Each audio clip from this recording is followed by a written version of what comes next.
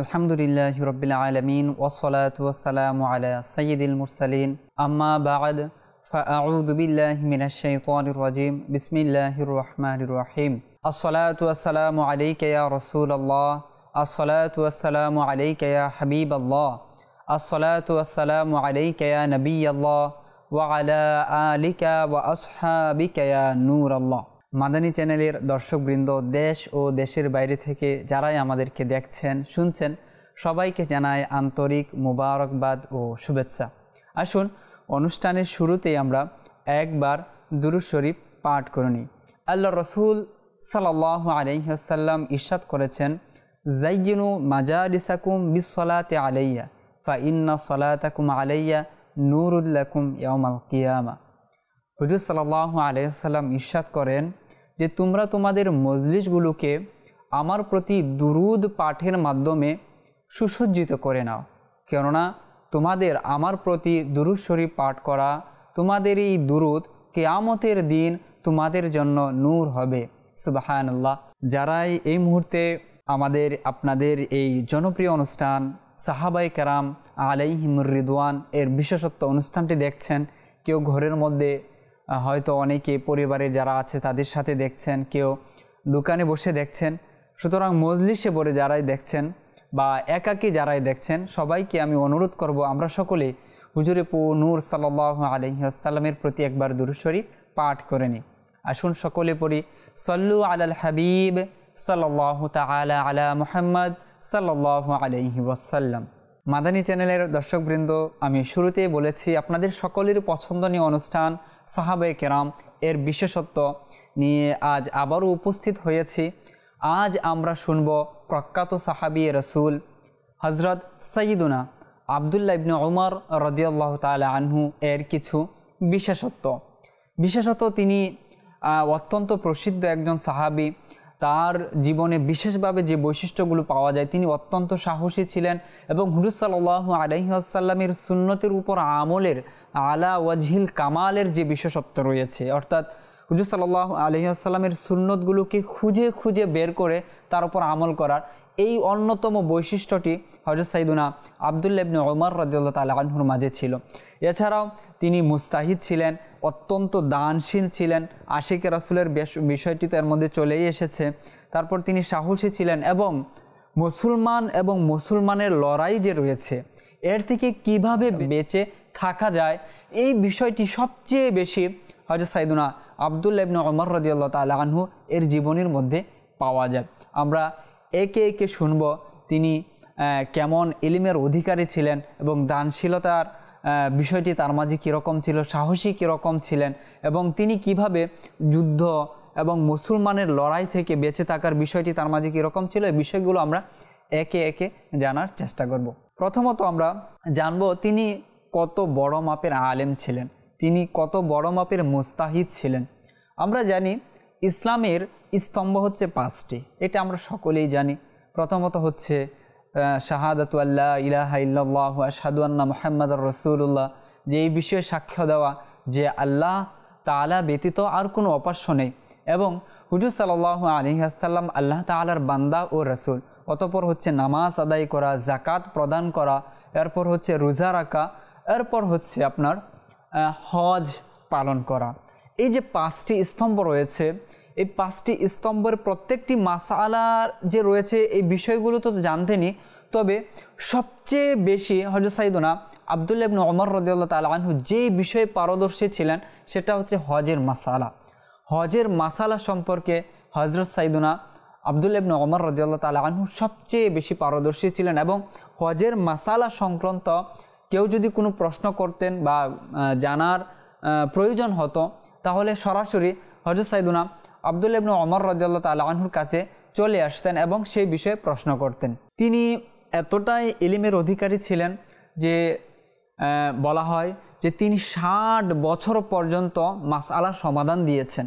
সাহাবায়ে কেরামের যুগ, তিনি অত্যন্ত প্রসিদ্ধ সাহাবী। তাবেঈনদের মধ্যে থেকে যারা কোনো হজের মাসআলা সংক্রান্ত কোনো বিষয়ে সমস্যার সম্মুখীন হলে তৎক্ষণাৎ তার কাছে চলে আসতেন এবং মাসআলার তিনি সমাধান দিতেন।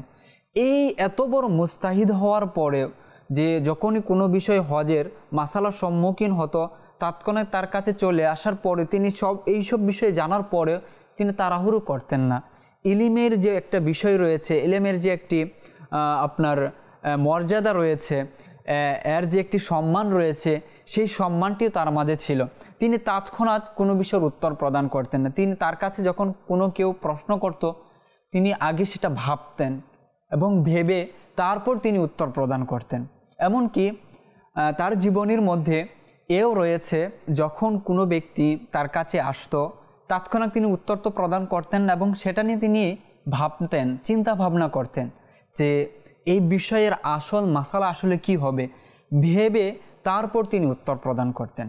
যেমনটা এও পাওয়া যায় কিতাবের মধ্যে যে এক ব্যক্তি তার কাছে এসে প্রশ্ন করলেন যে আপনি আমাকে এই বিষয়ে অ্যান্সার দিন, আমি এই মাসালার বিষয়টি জানতে চাই। তো তিনি চিন্তার মধ্যে পড়ে গেলেন যে এই মাসালার আসলে সমাধান কি হবে, এর উত্তর কি হবে, তিনি ভাবছেন। তখন সে ব্যক্তি প্রশ্ন করে বসলেন যে আপনি তো এই মাসালার ব্যাপারে অত্যন্ত পারদর্শী, যে কেউ প্রশ্ন করলে আপনি উত্তর দিয়ে দিতে পারেন, কিন্তু আপনি ভাবছেন কেন? তখন আব্দুল্লাহ ইবনে ওমর রাদিয়াল্লাহু তাআলা আনহু তাকে যে উত্তর প্রদান করলেন সেটা আমাদের জন্য অত্যন্ত শিক্ষণীয়।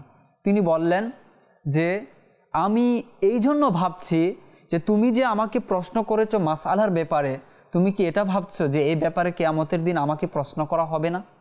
অর্থাৎ আমি তোমাকে এখন আমার যা মনে আসছে, আমার বিবেকের মধ্যে যা আসছে সেটাই তোমাকে অ্যান্সার দিয়ে দিলাম, আর আমি এখানেই রেহাই পেয়ে গেলাম। বিষয়টি এরকম নয়। কিয়ামতের দিন এই বিষয়ে আমাকে প্রশ্ন করা হবে যে আমার কাছে একজন ইলমি দিনের ব্যাপারে জানতে চেয়েছিল, কিন্তু আমি না ভেবে উত্তর দিয়ে দিয়েছি। হয়তো উত্তরটা আমার সঠিক নাও হতে পারে, আর কিয়ামতের দিন আমার রব তাআলা আমাকে পাকড়াও করে বসবে যে তুমি না ভেবে, না চিন্তা ভাবনা করে, না গবেষণা করে তুমি উত্তর দিয়ে দিয়েছ। এই জন্য আমি ভাবছি যে এর সঠিক যথার্থ উত্তর কি হবে। জি প্রিয় মাদানী চ্যানেলের দর্শকবৃন্দ, এখানে আমাদের জন্য শিক্ষণীয় বিষয় রয়েছে। কেউ যদি কোনো বিষয় আমাদের কাছে জানতে চায়, তৎক্ষণাৎ উত্তর না দেওয়া, ভাবা, কোরআন ও হাদিস গবেষণা করা, অতঃপর উত্তর দেওয়া।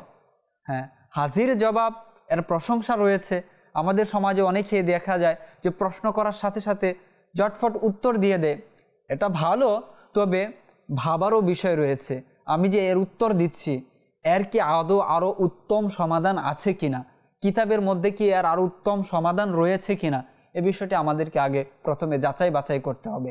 যেমনটা ইমাম আজম আবু হানিফা রহমাতুল্লাহ তাআলা আলাইহি এর জীবনীর মধ্যে পাওয়া যায় যে তিনি এত বড় মাপের আলিমে দিন ছিলেন।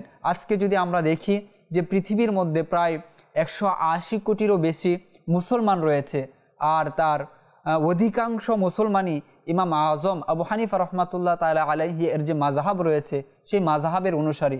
কিন্তু সেই ইমাম, মহান ইমাম, তার আমল কীরকম ছিল কিতাবের মধ্যে পাওয়া যায় যে কেউ যদি তাকে প্রশ্ন করত তৎক্ষণাৎ তিনি সেটা উত্তর দিতেন না। এমনকি এও রয়েছে যে কেউ একজন প্রশ্ন করলো যে ঘোড়ার কয়টি পা রয়েছে, তিনি বাহন থেকে নেমে ঘোড়ার 4টি পা গণনা করে তারপর তাকে উত্তর দিলেন যে ঘোড়ার 4টি পা রয়েছে। আল্লাহু আকবার কবীরা। যে এত বড় একজন আলিম, কে না জানে যে চতুষ্পদ জন্তু যেগুলো রয়েছে এগুলো স্বাভাবিক 4 পা থাকে, কিন্তু তারপরে তিনি গণনা করলেন, তারপর উত্তর দিলেন। অর্থাৎ আগে স্যাটিসফাই হওয়া, আগে গবেষণা করা, আগে শিওর হওয়া যে আমি যা বলছি সেটা আদৌ কি সঠিক কিনা, সেটা আদৌ কি ঠিক আছে কিনা, এই বিষয়টি জানার পর তারপর উত্তর দেওয়া। এটা হচ্ছে আমাদের বুজুর্গানে দ্বীনের তরিকা। তারা আগে যাচাই বাছাই করতেন, তারা আগে গবেষণা করতেন, অতঃপর মানুষদেরকে বলতেন যে কিতাবের মধ্যে এটা রয়েছে, এর উত্তর এটা হবে। তিনি ছিলেন এরকম বড় মাপের আলেম। তারপরও তারা এই বিষয়গুলোকে এভাবে তারা কি করতেন, মানুষের মাঝে প্রদান করতেন যে কোনো একটি ভুল মাসালা যেন মানুষের কাছে পৌঁছে না যায়, চলে না যায়। আমরা শুনছি আব্দুল্লাহ ইবনে ওমর রাদিয়াল্লাহু তাআলা আনহু এর যে জ্ঞান কীরকম ছিল, আমরা তার জীবনের মধ্যে পাই যে তিনি তো প্রায় 60 বছর পর্যন্ত এভাবে মাসালা প্রদান করেছেন।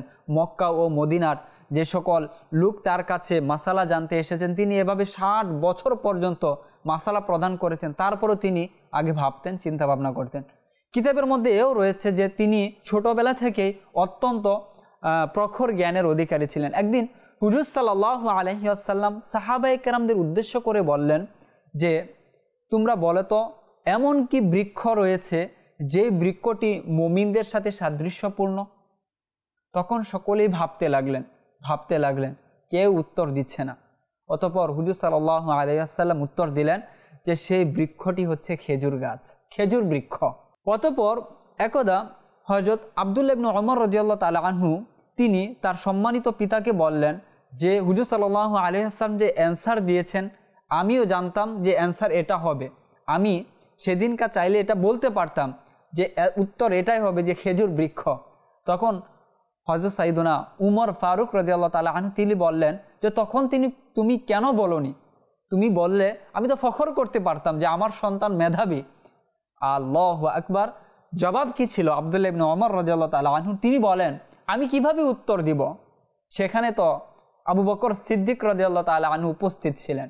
সেখানে তো যে মদিনাতুল ইলম, যে ইলমের শহরের দরজা যাকে বলা হয়েছে, আলী রাদিয়াল্লাহু তাআলা আনহু সেখানে উপস্থিত ছিলেন। তাদেরকে ব্যতি রেখে আমি তাদের সামনে কিভাবে উত্তর দেই?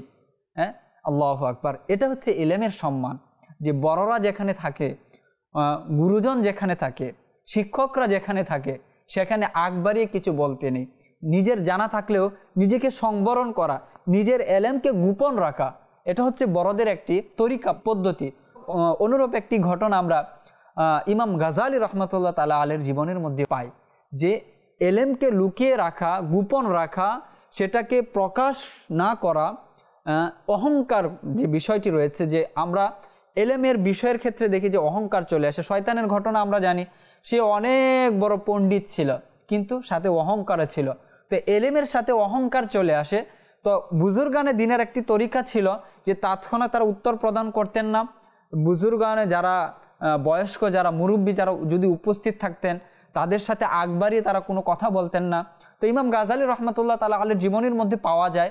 তো তার যে পীর সাহেব ছিলেন তিনি বললেন তুমি আজ থেকে কোনো মাসালার উত্তর দিতে পারবে না, তুমি নিজের যে এলেম রয়েছে সেটাকে একটু দমিয়ে রাখবে, লুকিয়ে রাখবে, অহংকার যেন তার মাধ্যমে প্রকাশ না পায়।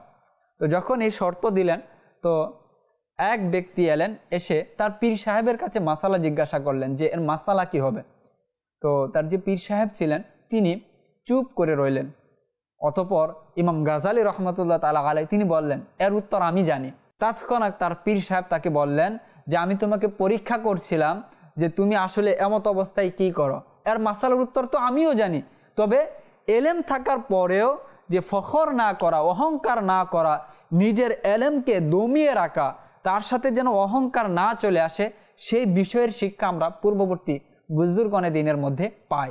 তারা নিজেদেরকে কিভাবে কন্ট্রোল করেছেন। সুতরাং আমরাও যারা কিছু পড়েছি, কিছু জানি, সেটা যেন এই নিয়তে প্রকাশ না করি যে আমাকে বাহাবা দিবে, আমার প্রশংসা করবে।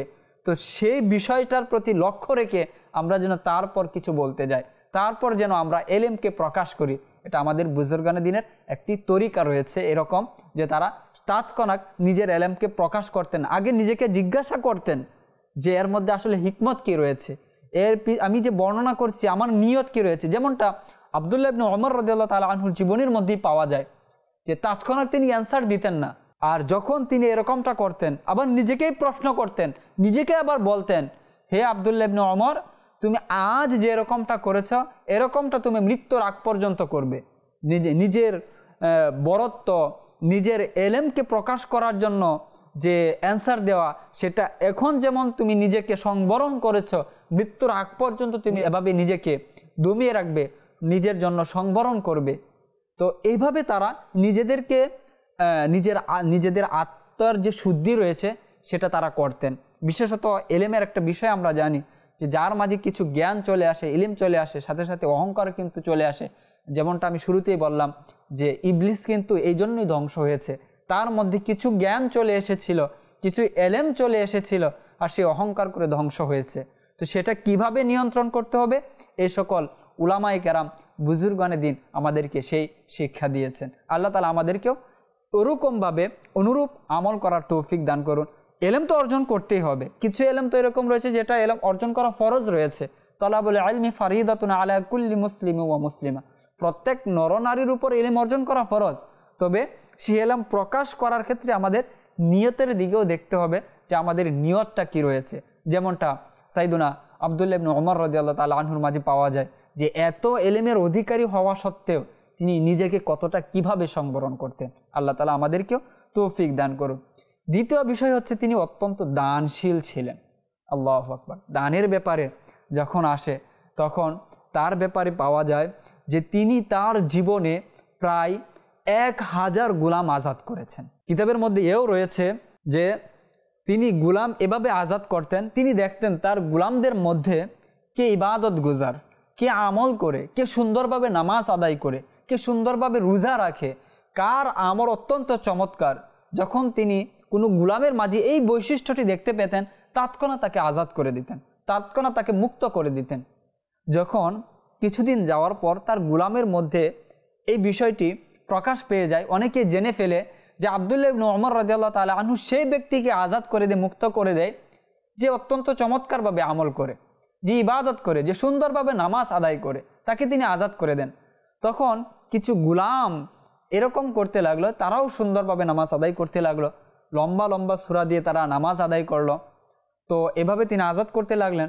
তখন তার শুভাকাঙ্ক্ষীদের মধ্য হতে কেউ একজন বলল যে আপনার গোলামদের মাঝে এই বিষয়টি টের পেয়ে গেছে যে সুন্দরভাবে যে আমল করে তাকে আপনি আজাদ করে দেন, সুতরাং তারাও এই কাজটি করছে, আপনাকে ধোঁকা দিচ্ছে।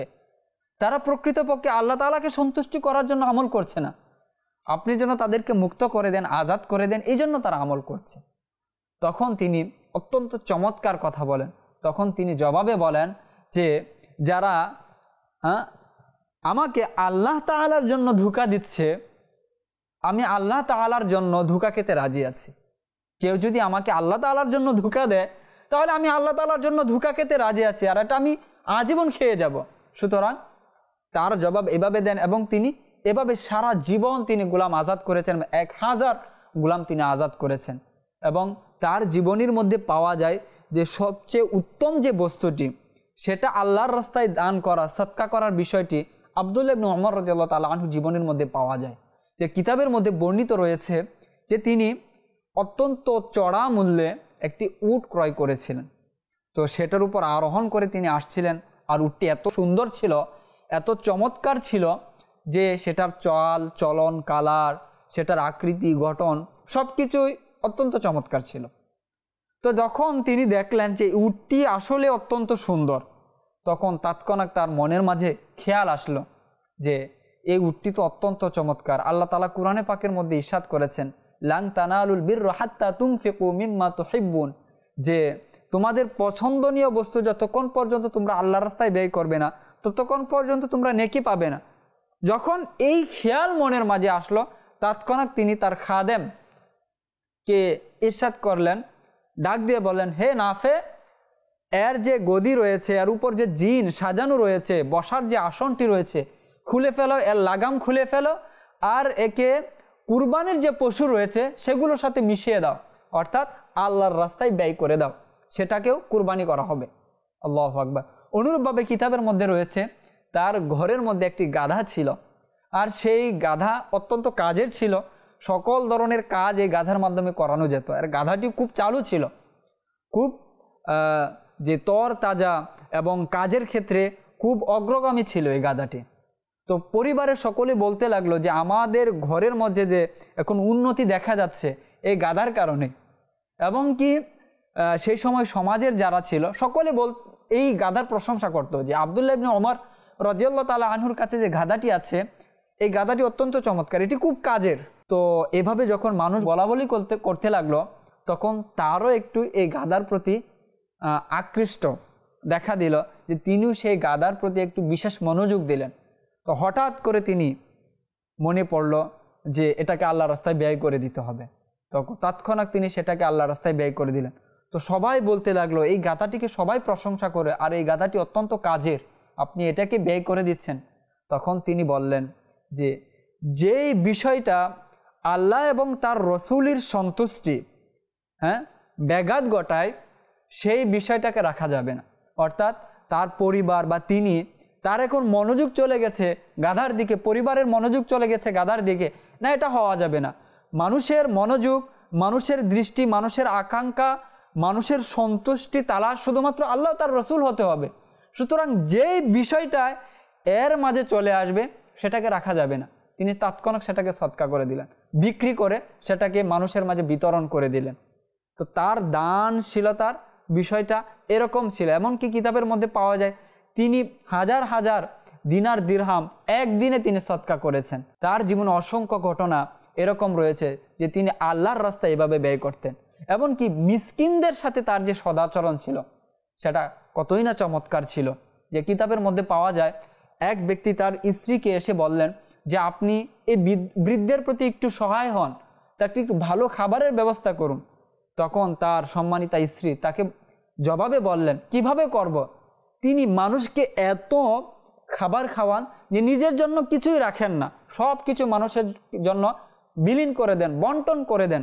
এমনকি তিনি যখন মসজিদে যেতেন তখন তার যে ঘরের সামনে রাস্তায় যে সকল মিসকিন গরিব ব্যক্তিরা থাকতো তার স্ত্রী লুকিয়ে তাদেরকে আগেই খাবার দিয়ে দিত এবং বলতো যখন তিনি খাবার খাবে তখন তোমরা আসবে না, কেননা তার সামনে কোনো অসহায় ব্যক্তি এলে তিনি খাবার খেতে পারেন না, তাকে সব কিছু দিয়ে দেন, সুতরাং তোমরা তার সামনে আসবে না।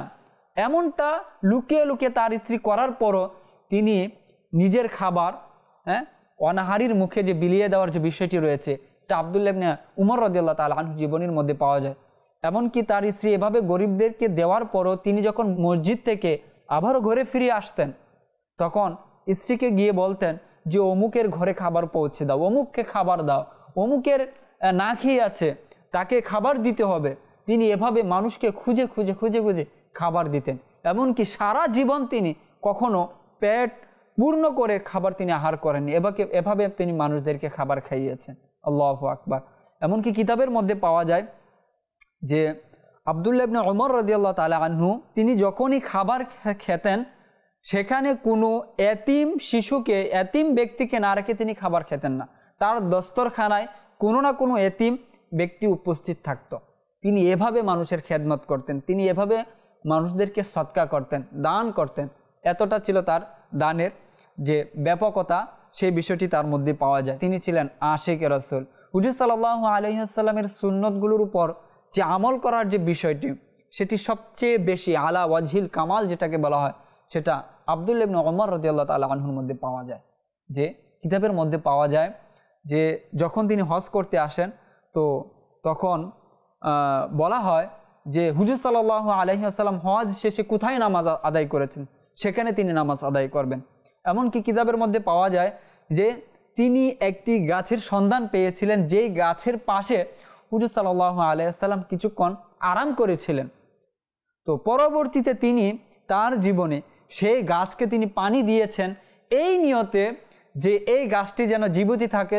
আর হুজুর সাল্লাল্লাহু আলাইহি ওয়াসাল্লাম যে আরাম করেছিলেন, যে বসেছিলেন এই গাছের পাশে, সেই গাছের পাশে যেন মানুষ বসতে পারে, এই গাছ যেন স্মৃতি হিসাবে থেকে যায়, এইরকমভাবে তিনি আমল করতেন। হুজুর সাল্লাল্লাহু আলাইহি ওয়াসাল্লামের সুন্নতগুলোকে খুঁজে খুঁজে আমল তিনি করতেন, যে কোন কাজটি হুজুর সাল্লাল্লাহু আলাইহি ওয়াসাল্লাম করেছেন, কোন বিষয়টির সাথে হুজুর সাল্লাল্লাহু আলাইহি ওয়াসাল্লামের সম্পর্ক রয়েছে, সেই বিষয়কে এভাবে তিনি ভালোবাসতেন। এমনকি কিতাবের মধ্যে পাওয়া যায় যে আয়েশা সিদ্দিকা রাদিয়াল্লাহু তাআলা আনহা তিনি বলেন, এছাড়াও হুযায়ফা রাদিয়াল্লাহু তাআলা আনহু, জাবির বিন আব্দুল্লাহ রাদিয়াল্লাহু তাআলা আনহু, এই সকল প্রসিদ্ধ সাহাবায়ে কেরাম তারা সর্বদা বলতেন যে হুজুর সাল্লাল্লাহু আলাইহি ওয়াসাল্লামের পরবর্তী সময়ে যুগের পরিবর্তন ঘটেছে এবং এই যুগের পরিবর্তন ঘটার সাথে সাথে মানুষের আখলাকের মধ্যে, মানুষের আমলের মধ্যেও পরিবর্তন ঘটেছে।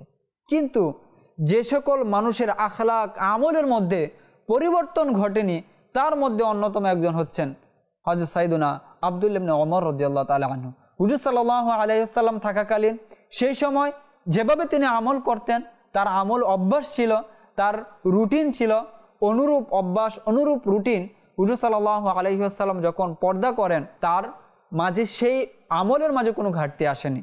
তিনি সেভাবে সারা জীবন আমল করে গেছেন। আর এই জন্যই এই সকল সম্মানিত সাহাবায়ে কেরাম তার নাম নিয়ে বারবার বলতেন যে যুগের পরিবর্তন হয়েছে, সময়ের পরিবর্তন হয়েছে, মানুষের আমলেরও পরিবর্তন হয়েছে, কিন্তু আব্দুল্লাহ ইবনে উমর রাদিয়াল্লাহু তাআলা আনহু তার আমলের মধ্যে কোনো পরিবর্তন আসেনি। সেই সোনালী যুগে হুজুর সাল্লাল্লাহু আলাইহি ওয়াসাল্লামের যুগেও যেভাবে আমল করতেন তিনি এখনও পর্যন্ত সেভাবেই তিনি আমল করতেন। আরও একটি বিষয় হচ্ছে তিনি অত্যন্ত সাহসী ছিলেন। তার সাহসীর বিষয়টি যদি আমরা দেখি যে যখন তিনি প্রাপ্তবয়স্ক হননি, ছোট, তখন তিনি সেই বদরের ময়দানে চলে গিয়েছিলেন যে তিনি যুদ্ধ করবেন। তখন তিনি প্রাপ্তবয়স্ক হননি। অনুরূপভাবে ওহুদের ময়দানেও তিনি গিয়েছেন। হুজুর সাল্লাল্লাহু আলাইহি সাল্লাম তাকে ফিরিয়ে দেন যে তুমি এখনও প্রাপ্তবয়স্ক হওনি, তুমি যুদ্ধের উপযোগী এখনও হওনি, তুমি চলে যাও। কিন্তু পরবর্তীতে যখন খন্দকের যুদ্ধে তিনি প্রাপ্তবয়স্ক হন, হুজুর সাল্লাল্লাহু আলাইহি সাল্লাম তাকে যুদ্ধের অনুমতি দেন। এমনকি পরবর্তীতে সকল যুদ্ধে তিনি অংশগ্রহণ করেন। তার সাহসিকতার পরিচয় হচ্ছে এরকম যে একটি ছোট ছেলে যে এখনও প্রাপ্তবয়স্ক হয়নি, সে বদরের যুদ্ধে, যেটা ইয়ামুল ফুরকান যেই দিনের ব্যাপারে বলা হয় যে ওই দিন সত্য মিথ্যার পার্থক্য হয়েছিল, যে যুদ্ধের ব্যাপারে বলা হয় যেদিন মুসলমান খুবই সংখ্যায় কম ছিল, মুসলমানের সাথে কোনো হাতিয়ার ছিল না, যুদ্ধ করার অবস্থায় মুসলমান ছিল না, সেই সময় ছোট একটি কিশোর, যেটাকে বলা চলে শিশু কিশোর, তিনি যুদ্ধের জন্য চলে গিয়েছিলেন। অতঃপর ওহুদের যুদ্ধেও তিনি প্রাপ্তবয়স্ক হননি। খন্দকের যুদ্ধে যখন প্রাপ্তবয়স্ক হন, হুজুর সাল্লাল্লাহু আলাইহি ওয়াসাল্লাম তাকে যুদ্ধের অনুমতি প্রদান করেন। তো সাহসিকতার বিষয়টি এরকম ছিল। আরও একটি বৈশিষ্ট্য তার মাঝে ছিল যে তিনি মুসলমান যখন ফিতনা দেখা দিল, চারদিকে যুদ্ধ হচ্ছিল, তো সেই বিষয়গুলো তিনি খুবই এড়িয়ে চলতেন। এরকমও দেখা গিয়েছে যে মানুষ এসে বলতো যে আপনি হচ্ছেন সাহাবিয়ে রসুল, আপনি হচ্ছেন সাইয়্যিদুন নাস ইবনে সাইয়্যিদুন নাস, যে আপনি হচ্ছেন মানুষদের সর্দার, আপনার পিতাও ছিল সর্দার, আপনি কিভাবে এই মুহূর্তে বসে আছেন অথচ চারদিকে ফিতনা ছড়িয়ে পড়েছে। তখন তিনি বলতেন যে আমি এই যুদ্ধে অংশগ্রহণ করব না। তখনকার যে মানুষ তারাও বলল যে আপনি কেন অংশগ্রহণ করবেন না, এখন তো ফিতনা চারদিকে ছড়িয়ে পড়েছে, আপনি কেন অংশগ্রহণ করবেন না। তখন তিনি বললেন যে তোমরা তো এখন যুদ্ধ করছো মুসলমানের সাথে, আর আল্লাহ তাআলা আমাদেরকে হুকুম দিয়েছে যে যতক্ষণ পর্যন্ত অমুসলিম থাকবে তাদের সাথে যুদ্ধ করার। আজ এখন তোমরা যুদ্ধ করছো মুসলমানের সাথে, যেন মুসলমান সব ধ্বংস হয়ে যায় আর শুধুমাত্র অমুসলিম থেকে যায়। তো এটা তো হতে পারে না। ক্ষমতার লোভ না থাকা, মানুষের হকের ব্যাপারে চিন্তা ভাবনা করা, এই বিষয়গুলো হযরত সাইয়্যিদুনা আব্দুল্লাহ ইবনে ওমর রাদিয়াল্লাহু তাআলা আনহুর এর জীবনের মধ্যে পাওয়া যায়। সুতরাং আমরা যে এই বিষয়গুলো জানলাম, আমরা চাইলেই কিন্তু এই বিষয়গুলো আমরাও অর্জন করতে পারি। এলেমের বিষয় শুনেছি আমরা, দানশীলতার ব্যাপারে শুনেছি আমরা, অনুরূপভাবে আমরা ক্ষমতা থেকে ফিরে থাকা এবং মুসলমানের সাথে ঝগড়া না হওয়া, ঝগড়া করা থেকে বেঁচে থাকা, এই বিষয়গুলো সাইয়্যিদুনা আব্দুল্লাহ ইবনে ওমর রাদিয়াল্লাহু তাআলা আনহুর মধ্যে ছিল। আল্লাহ তাআলা অনুরূপ আখলাক, অনুরূপ বৈশিষ্ট্য, অনুরূপ বিশেষত্ব আমাদেরকেও দান করুন। আমিন। বিজাহিন নবিয়্যিল আমিন। সাল্লু আলাল হাবিব সাল্লাল্লাহু তাআলা আলা মুহাম্মদ সাল্লাল্লাহু আলাইহি ওয়াসাল্লাম।